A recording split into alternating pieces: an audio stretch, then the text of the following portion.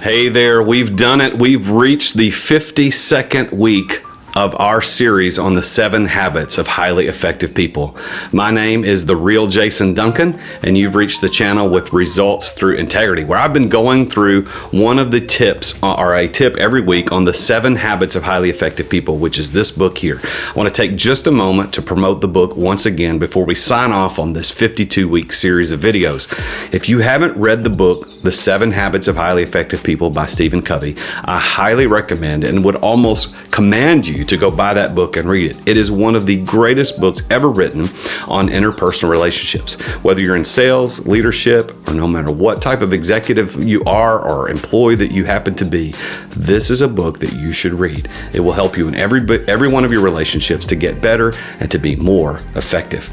We've been going through this little card deck called The 7 Habits of Highly Effective People, and it has a card for every single week of the year. And if you haven't seen this, I recommend that you go do this as well, because it'll give you some extra activities that you can do on a weekly basis to sharpen yourself to be better at what you can do as an executive, as a leader, as an entrepreneur, or whatever. The tip for week 52 is a great one. It is tame your technology. Tame your technology. Now, technology is a necessary evil in our lives, isn't it? There are great things about technology, and then there are terrible things about technology.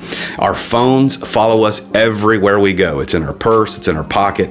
It never leaves our side. It's funny to watch people, actually sad rather, to watch people at restaurants or at movie theaters or wherever they happen to be out in public, and there's all these beautiful things around them, people and nature and wonderful entertainment, and they're staring at a 4.5-inch screen in their palm. On the front of the card this week, it says, do one thing today to reduce distractions from technology. And it gives us some tips. So if you want to reduce distractions from technology, first of all, turn off alerts. Turn off alerts on your phone or on your computer. I recommend that you do not have email notifications on your desktop computer, audible notifications. I'll also recommend that you turn off all notifications for email on your phone. Email is not an urgent matter. If somebody urgently needed you, they would call you.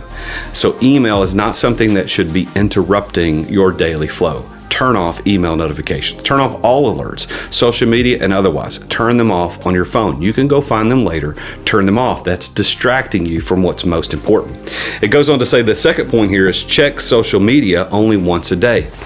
Our lives are consumed by social media, and we find ourselves on there wasting time.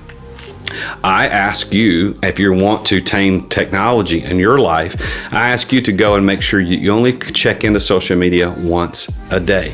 That'll reduce distractions in your life. The third is make a policy to never let your device interrupt a conversation. Now, I'm going to tell you something. I hate this probably more than anything else.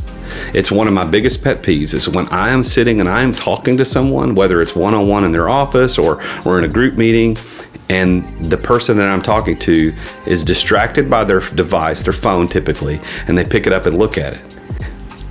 That's extremely rude. It's the equivalent of me and you talking one-on-one, the two of us talking, and in the middle of you talking to me, I go, hey, what did that guy say? Oh, I'm listening, go ahead. That's exactly what it is when you pick up your phone. Am I right? If you think I'm right, I want to see a comment down in the comments below.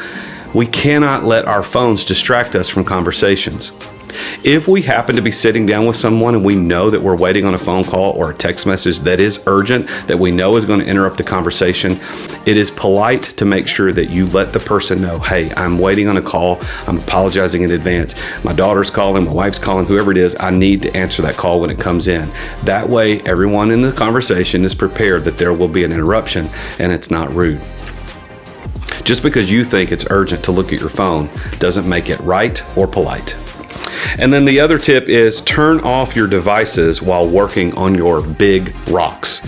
Now, one of the things Stephen Covey talks about is the idea of big rocks, small rocks, pebbles, sand, and water. And which one do you put in the jar first if you need to fill the jar with all of that stuff? You got to put your big rocks in first. There are some big rocks in your daily schedule that you need to make sure that you accomplish every day.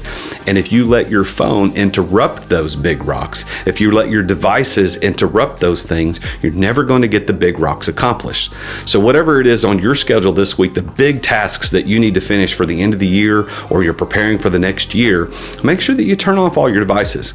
To give you an example, I spend Tuesdays every week writing. That's a do not disturb day for me. I turn off my phone, I turn off my email, I even set up an email autoresponder that says, hey, I'm working on a project, I'll get back to you at the end of the day. That way I'm not disturbed. What do you have that's helping you not be disturbed to pay attention to your big rocks? On the back of the card, the ask yourself question is this: am I using my technology at the expense of my most important goals and relationships? And that's an honest question. Sometimes we are spending time on technology that would be better spent on other people and relationships and tasks. Our devices can be the ultimate source of urgencies. We might feel productive responding to every message, but mostly we're simply distracted. Don't let that stupid phone distract you from what's most important in life.